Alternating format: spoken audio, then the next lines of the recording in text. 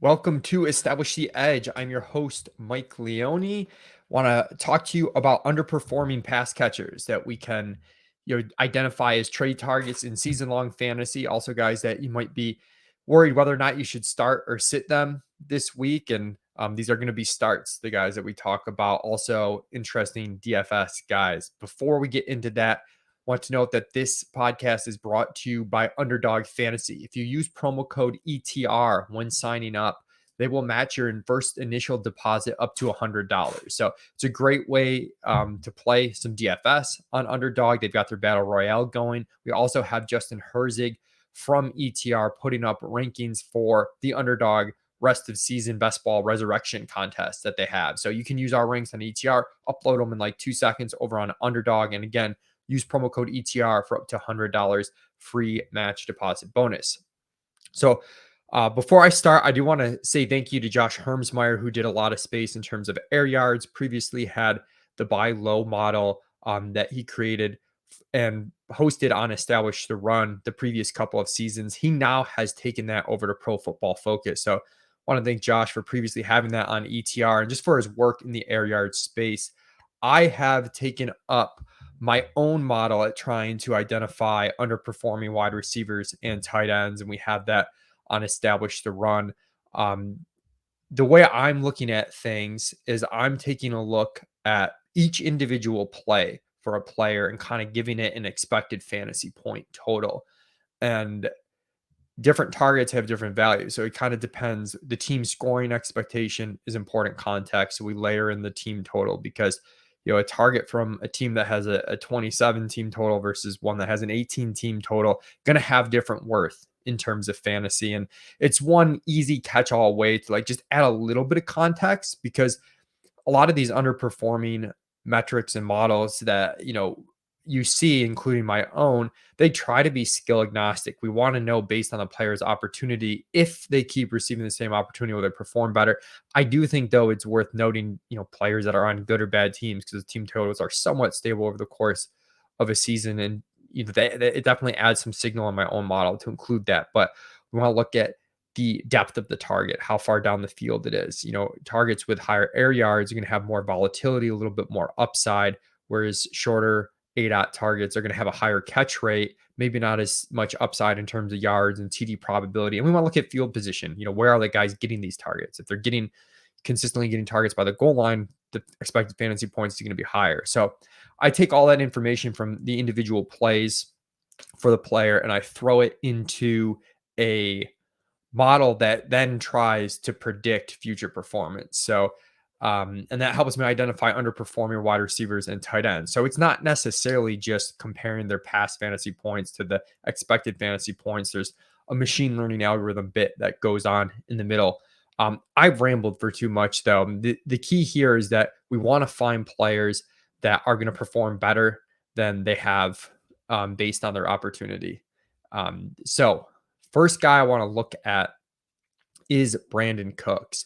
And I'm going to highlight a couple of tools. The Buy Leone wide receiver and T underperformers tool, that again is the result of that model of mine that I just explained, as well as the player comps tool that I put together. Kind of use those in conjunction to try and see what the expectation for the player is for this week and in the future. And Brandin Cooks is someone that we've identified as one of the most underperforming wide receivers. And there's a couple reasons for this. There's things that go into this model and things that don't. As far as what goes into this model, Brandin Cooks has seen 12, 10, and 7 targets his first 3 weeks. However, he has a catch rate of 45%.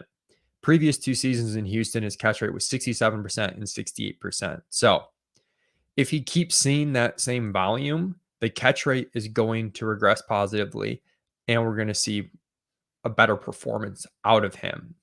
Now, some other context that I think makes it even more favorable for Brandin Cooks is that the Houston Texans they've run their average play with actually a positive point differential or right around neutral this season. They're a bad team. They're going to end up throwing more than they've thrown the first 3 weeks. So we'll actually see Brandin Cooks' opportunity spike, I think, moving forward. And sometimes when I see a player pop, I want to look at their comps for the week and kind of check it out. And I've got this player comps tool, which basically looks at the 20 closest players in terms of historical projection on ETR and what they've done. So you can see all the comps for him. They have a similar projection range as what we're projecting for Brandin Cooks for the week. And they have some other similar attributes in terms of team play calling, like efficiency expectation, age and experience going to the model as well. And you can see that the median outcome for Brandin Cooks on his 20 closest player comps is actually higher than what we're projecting this week. It's above 15, it's around 17 points. His 80th percentile outcome is in the 20s, in the low 20s. And even his 20th percentile outcome is a double digit performance. So I'm into Brandin Cooks. I don't know if he has a ton of season long end of year upside, but if you have him on your roster and you're debating a start sit, I think he's a good start. I think he's someone that you can play in DFS lineups this week. Also, like they're back in a dome after playing outside in Chicago last week. Another guy to look at, Kyle Pitts, who's actually our top underperformer thus far. And he's someone that is extremely talented. If you had looked at him as a wide receiver and what he did year one, he some way would have been targeted. So the tight end position for him in some ways was just a bonus. Comes out, has a really disappointing start to the year. But I want to look at the opportunity that he's had and also look at that in light of what his talent is. So this year, if you look at air yards for the tight end position, Mark Andrews is way ahead of everybody with 376. Kyle Pitts is a clear two at 283, and then Travis Kelce is at 213. So Andrews and Pitts are sort of in a class of their own. Like clear tier one for Andrews, tier two for Pitts, and then sort of like everybody else after that. He's only caught 9 of his 18 targets, 50% catch rate. So our expected point total for Kyle Pitts through 3 weeks in PPR leagues is about 30 fantasy points. He's only scored 21.5. Two reasons. One, we're going to expect that catch rate to come up. His yards per target is only 6.9. He's someone we expect to have an above average yards per target at the tight end position, not below average, especially with that ADOT generally trends towards a higher yards per target. Also should have a higher touchdown rate. The one concern, of course, is he didn't score very much last season. He only has one red zone target this year. This does not count a red zone target he had on a penalty that he drew last week, though. So that's actually shorting him in my model a little bit because I don't have penalties included in my stuff. Somewhat concerned over the course of this season that Pitts' offense is going to have a tough time supporting him with Drake London emerging as a really good go-to target, and this team maybe running at a slow pace and also calling a negative pass rate over expectation and just not having a ton of volume. But ultimately, Kyle Pitts is someone that you want to go after. There just aren't tight ends that see this type of depth of target and have the talent that he does. So we're going to see some big games from him sooner rather than later. I think even if he doesn't crack into that very top echelon of tight ends, he's going to be a very valuable player the rest of the season. Now, the player on the by Leone wide receiver and tight end underperformers list that has the highest kind of model projection by far is Devonte Adams. And I wanted to point that out specifically because a lot of times you don't see really high end players pop on my model. And that's because there's two things that go into it. Is we're the opportunity that the player has. But again, this is skill agnostic. So generally the very top players that command really good opportunity are also better on a per opportunity basis than the average wide receiver. So as a result, they're like usually not on an underperformers list because they're overperforming on a per target basis because of their talent, and the model is not taking into account their talent. So when someone like Devonte Adams pops, I really want to pay attention, even though he hasn't underperformed by a ton, because I know he has the talent to be better than his opportunity on a per target basis. And he's already underperforming a huge opportunity. So it's like doubly good in my mind when we see someone whose talent we're confident in on this list. And Devonte Adams, Deontay Johnson are two guys up top, DK Metcalf as well. But I'm looking at Devonte Adams in particular because it probably seems weird that Devonte Adams is on this list. He scored a touchdown 3 straight weeks. And sometimes guys who find the end zones consistently like that are actually overperformers. But in Adams's case, he has a similar thing to Brandin Cooks going on where the catch rate's absurdly low. He's a 50% catch rate. Now, some of that might be switching teams. He loses Aaron Rodgers, goes to Derek Carr, but Derek Carr is a really accurate quarterback with a high history of a very good completion rate. So Devonte Adams, previous 2 seasons, 73% catch rate, 77% catch rate. If we even expect him to be in the high 60s, there's going to be a lot of regression in his favor. So that's number one. Number two, the targets are absurd. 17, 7, and 10 targets in his 3 games. That's a total of 34 already through 3 games. And as part of a share, that's huge. If I look at our expected points at wide receiver too for Davante Adams, just purely expected points through 3 weeks, he's number one in the entire NFL, ahead of Stefon Diggs and Jamar Chase. And part of the reason he's number one, there's some other guys with more air yards, some other guys with similar targets, more targets, but he's got 10 red zone targets.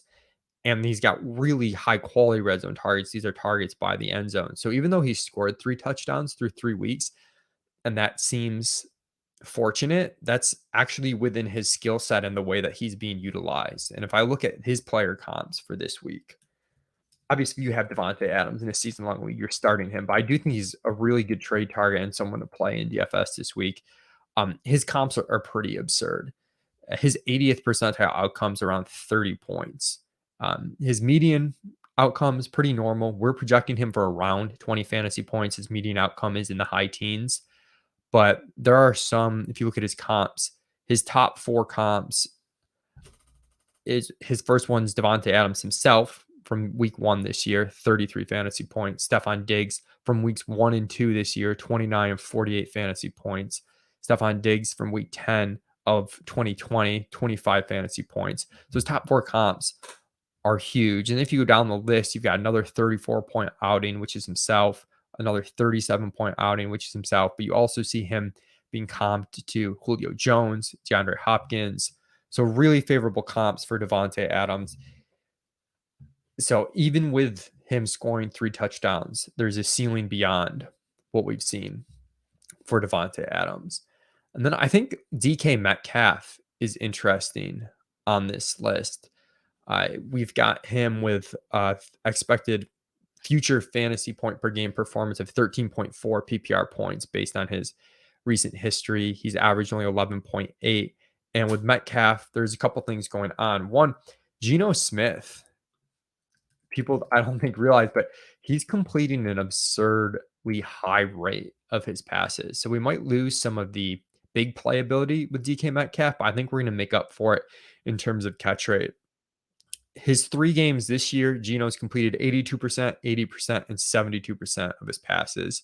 We saw Seattle talk about playing a little bit faster, being more aggressive, and they throw the ball 44 times against Atlanta. And they actually have consistently called plays at a somewhat fast clip.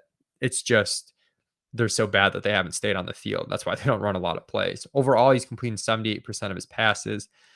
I'm not expecting that to last at that high of a number, but it's worth noting in his 3 games started, 4 games total last year, he also completed 68.4% of his passes.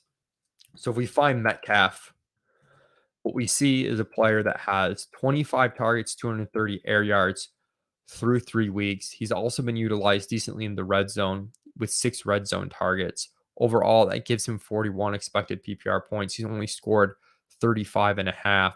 And we know he has some big playability down the field that we haven't even really seen come to fruition. His ADOT hasn't been that high yet at 9.2. So he's definitely someone I think to target. He's a good dude to go out in leagues if you don't have the depth at wide receiver. And I was very bearish on the Seattle wide receivers coming into the year. I think where their prices are now and how the market now values them, it actually might be a little bit undervalued. And you can see Metcalf this week, not the most inspiring comps, but you see Terry McLaurin, T. Higgins, Marquise Brown, Odell Beckham. Those are the types of players. A lot of Terry McLaurin on the list as far as his comps, which makes sense. A team that's not that great offensively, but maybe we can throw a little bit more than we expected coming out of the gate, and is a talented wide receiver. Some other dudes on the list that I think are worth noting. DJ Moore is on the list. With DJ Moore, he's another dude with the catch rate is incredibly low. It's going to revert. And also, similar to Brandin Cooks in Houston, I think Carolina has been in a weird spot where they haven't thrown as much as they're likely to moving forward. Now, I'm somewhat pessimistic on Moore this week, given the East Coast weather concerns. So maybe you sit him for one more week. Maybe you don't play him in DFS quite yet, but keep your eye on DJ Moore. Elijah Moore pops on this list. I'm a little more concerned with him. One thing that the by Leone model doesn't account for is regressing the team opportunities. And the Jets have attempted like over 150 passes through 3 weeks. That's not going to last. So Moore looks like Moore has underperformed based on the opportunity he got. But one key element to this is it assumes the opportunity remains somewhat stable moving forward. And I am concerned that we see more opportunity drop off with the emergence of Garrett Wilson, with Zach Wilson back at quarterback. They might call plays more conservatively, and just the flukiness of game script through 3 weeks. They're not going to, I mean, no team attempts 50 passes a week. It's not going to happen. If that comes down like 15 pass attempts per game, all of a sudden Moore looks like an underperformer, and really that might be more like his expectation, what he's actually performed. Brandon Ayuk and Deebo Samuel make the list. Important to note that it's only receiving stuff that I'm looking at. So with Deebo Samuel, it's not looking at any of his rush stuff. Both these guys I like. I like George Kittle too. With Jimmy G at quarterback, I think there's a bit more upside here than we saw. I think San Francisco pass catchers maybe overdrafted, and similar to like Metcalf and whatnot. Now they might be undervalued by the market just due to a really bad start between just some fluky stuff. They've played in like pretty gross games overall between the rain field condition game week 1 against Chicago. They played the gross 11-10 game against Denver. They had, a game against Seattle that they kind of controlled throughout. So definitely think it's time for the San Francisco pass catchers to emerge a bit. And then Zach Ertz is on this list as well. I think it's worth pointing out that when we have concerns about talent, that's when we maybe don't go after a guy that's on this list. But for Ertz too, he's been utilized a ton in the red zone by Arizona. Actually have him leading all tight ends with 8 red zone targets. So even if he's not efficient a ton on a per target basis, he might just have enough raw volume overall and in the red zone to sort of get there.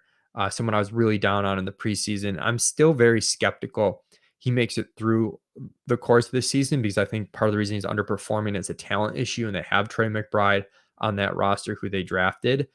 But if he does keep receiving the same opportunities over the course of the season, there's almost no way he can be bad. Even if he's just catching a ball and falling down, he's going to find the end zone. Once every 2 games, he's going to catch 4 or 5 balls, and the tight end position has been so bad that keeps him as a top 10 tight end overall. So I'm going to keep doing this every week, kind of taking this look between the player comps and some of the expected point stuff. I'm looking at the back end and what's spit out on the underperforming wide receiver and tight end list for us over at Established to Run, and talk through it from a start sit perspective, a trade target perspective, and a little bit of DFS perspective as well. Make this a weekly feature. Another weekly feature that I'm going to add on Establish the Edge is next week I'll have Adam Roush, who does our game scores stuff, and we're going to do a game scores podcast. And that's something for DFS players to help identify who they should be stacking each week. So we'll sort of recap what happened in the previous week from a game scores perspective, and how the week ahead is shaping up, and ways we might be able to attack that from a DFS perspective. All right, that'll do it.